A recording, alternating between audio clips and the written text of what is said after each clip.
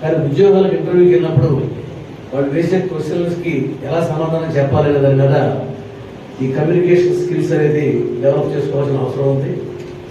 అది ఇవాళ రోజున దానికి మీకు ఎంపవర్మెంట్ కలిగించడం కోసమే సృజనా ఫౌండేషన్ వారు సీడ్స్ వారు కలిపి ఈ రోజున ఈ కార్యక్రమాలని నిర్వహించడం జరుగుతుంది.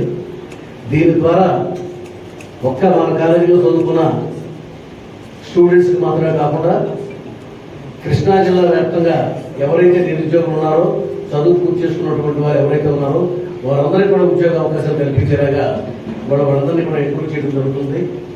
చాలామందికి ఇక్కడే ఉద్యోగ అవకాశాలు కూడా ఇవ్వడం జరుగుతుంది. ఇవాళ మన ఎస్వి పబ్లిక్ ఇంజనీరింగ్ కాలేజీ అనేది అతి ప్రతిష్టాకరంగా 1982